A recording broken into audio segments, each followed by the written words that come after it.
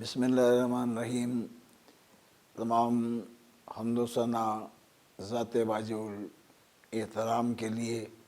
درود و سلام سرکار محمد و آل محمد علیہ السلام پر۔ ناظرین،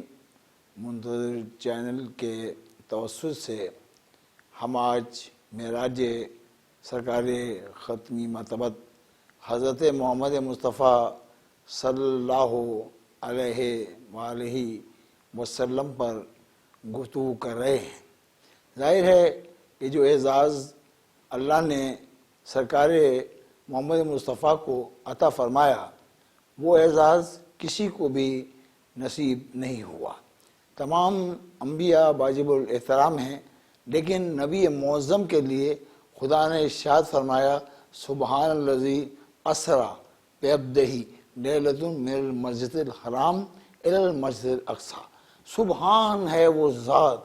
جو لے گئی عبد کو۔ اب یہاں پر اللہ رب العزت نے نہ رسول کا لفظ استعمال کیا، نہ نبی کا لفظ استعمال کیا، بلکہ ارشاد فرمایا کہ سبحان ہے وہ ذات جو لے گئی اپنے عبد کو، یعنی کہ عبدیت کی منزل کو اللہ رب العزت نے وہ شرف بخشا ہے۔ اللہ نے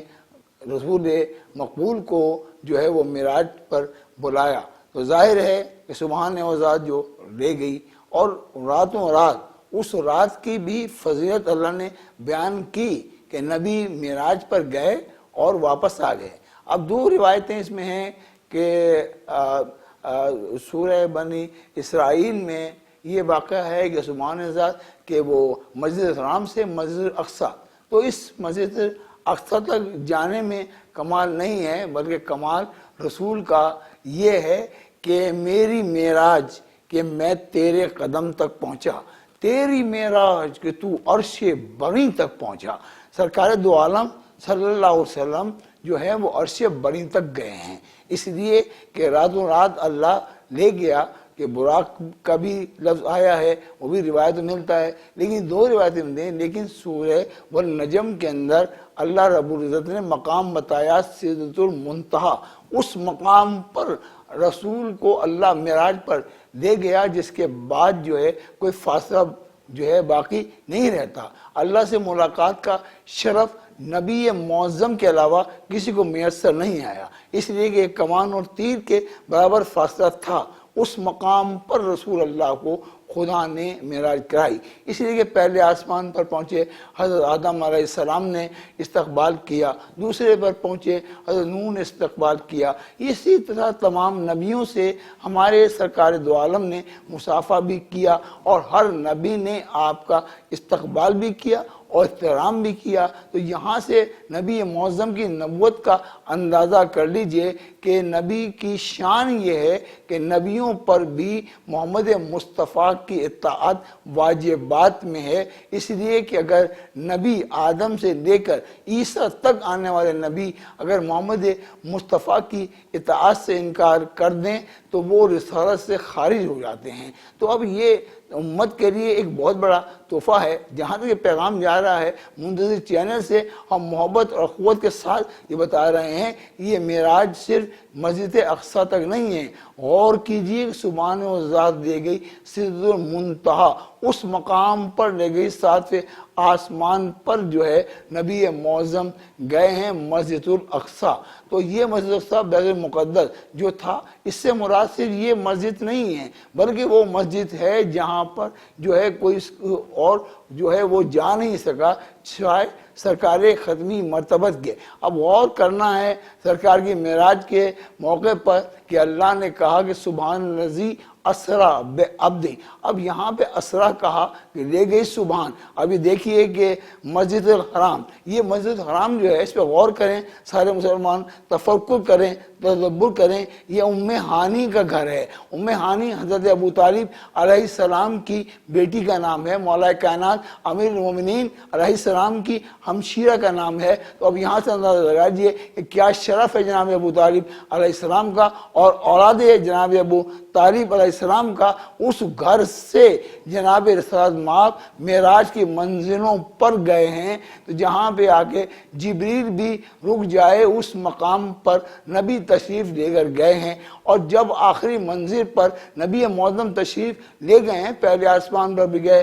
نبیوں سے ملاقات ہو گئی، عیسیٰ سے ملاقات ہو گئی، نوح سے ملاقات ہوئی، مصافحہ بھی ہو گیا سب، لیکن آخر میں اس مقام پر گئے سدرۃ المنتہا۔ جب وہ مقام آیا تو ایک لمحے پر جبرائیل نے رسول سے ارشاد فرمایا، سرکار یہاں میں نہیں جا سکتا، کیونکہ اگر میں جاؤں گا تو میرے پر جل جائیں گے۔ اللہ اکبر! اب نظر لگائیے کہ جہاں جبریل نہیں جا سکتا تو وہاں تو کوئی رسول کے ساتھ ہے۔ پھر غور کریں، پھر فکر کریں کہ وہ کون ہستی ہے جو رسول کے ساتھ اس مقام پر پہنچی، رسول کے ساتھ جس مقام پر رسول پہنچے ہیں، سدرۃ المنتہا کی منزل پر پہنچے ہیں، جہاں اللہ اور رسول کے درمیان ایک اور تیر اور کمان کا فاصلہ باقی رہ گیا، وہاں پر جو ہے وہ آیت کی تلاوت بھی ہو رہی ہے اور مقام رسالت بھی جا رہی ہے، تمام فرشتے درود بھی پڑھ رہے ہیں، اور استقبال بھی رسول اللہ کا جو ہے وہ ساتویں آسمان پر سدرۃ المنتہا پر جو ہے آپ پہنچے ہیں، جہاں پر کوئی بشر کی رسائی نہیں ہے، جہاں پر کوئی نبی بھی نہیں جا سکتا۔ یہ شرف صرف معراج کا جو ہے وہ 27ویں شب میں رسول خدا صلی اللہ علیہ وسلم کو جو ہے وہ نصیب فرمایا کہ آپ جناب ام ہانی کے گھر میں موجود تھے، جبریل وہی لے کر آئے، اور وہیں اسی مقام سے جناب رسالت مآب جو ہیں وہ تشریف لے کر جا رہے ہیں معراج کے لیے۔ تو معراج کو دو لفظوں میں بیان کرنا بہت مشکل ہے، اس لیے کہ اتنی بڑی فضیلت ہے اس معراج کی کہ جب نبیوں کو کا لفظ آئے تو لفظ نبی جو ہے، جب نبی مقابلہ نہیں کر سکتے اس معراج کا، تو کوئی بندہ جو ہے وہ نبی کی معراج کا ذکر کیا کرے گا؟ اسی لیے کہ اللہ سے اور عبد سے، یعنی عبد اور معبود، یہ دونوں چیزیں غور کریں کہ عبد کو فضیلت اللہ نے دی، لیکن سارے عبد جو ہیں وہ برابر نہیں ہو سکتے، اس لیے کہ اللہ کی نگاہ میں اب سے مراد رسول کو کہنا اس بات کی دلیل ہے کہ یہ اللہ کے بندے ہیں، لیکن جیسے اور بندے ہیں یہ ویسا بندہ نہیں ہے، اس لیے کہ سب بندے یہ نہیں کہہ سکتے کہ ہماری ملاقات اللہ سے ہوئی ہے، اللہ نے جو ہے وہ بات کی ہے تو کس کے لہجے میں گفتگو کی ہے۔ یہ غور طلب بات ہے کہ اللہ رب العزت نے عین اللہ کسے کہا ہے، وجہ اللہ کسے کہا ہے، لسان اللہ کسے کہا ہے، جم اللہ کسے کہا ہے۔ تو اللہ رب العزت نے مصافحہ بھی کیا ہے، بات بھی ہوئی ہے، گفت شنید بھی ہوئی ہے، پیغام بھی دیا گیا ہے، آیت کے ذریعے مقام معراج جو ہے وہ سمجھایا گیا، اس لیے کہ سب چیزیں پس رہ گئیں، صرف یا نبی نظر آتا ہے اس معراج میں، یا نبی کا خالق معبود برحق رب جلیل کریم رحیم ستار و غفار مالک کائنات ہے، جس سے عبد اور معبود کی ملاقات ہو رہی ہے، اور اسی کو معراج کہتے ہیں کہ اللہ سے گفتگو کرنا اور اللہ کی بارگاہ میں حاضر ہونا اور بالمشافہ اللہ کے سامنے اپنے آپ کو پیش کرنا، یہ سعادت محمد مصطفیٰ صلی اللہ علیہ وآلہ وسلم کے علاوہ کسی کو نصیب نہیں ہوئی۔ یہ وہ مقام ہے جہاں جبریل جیسا مقرب فرشتہ جہاں جانے سے انکار کرے، سرکار اس مقام تک میں نہیں جا سکتا۔ پھر غور اس بات پہ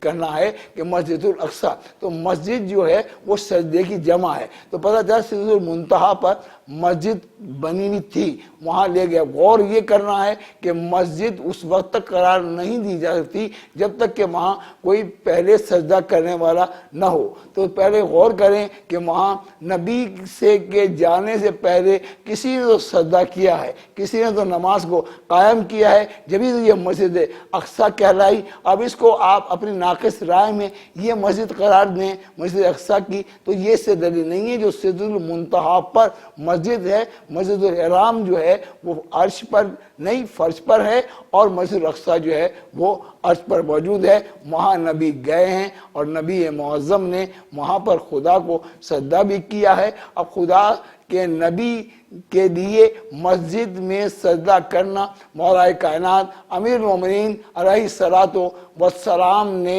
وہاں نماز قائم کر کے فرشتوں اور ملائکوں سے سند دے لی کہ یہ امام مبین ہے، اور میں استقبال کر رہا ہوں کہ وہ اللہ کا پیارا محبوب آ رہا ہے، وہ یاسین آ رہا ہے، وہ طہا آ رہا ہے، وہ مزمل آ رہا ہے، وہ مدثر آ رہا ہے، وہ محمد مصطفیٰ آ رہا ہے، وہ احمد مجتبیٰ آ رہا ہے۔ اس کے استقبال کے لیے اللہ نے مجھے ناصر قرار دیا ہے، تو میں دو نبی کی نصرت کے لیے اور نبی کے استقبال کے لیے یہاں موجود ہوں۔ ربنا تقبل منا انکا انت السمیع العلیم برحمتک یا ارحم الراحمین۔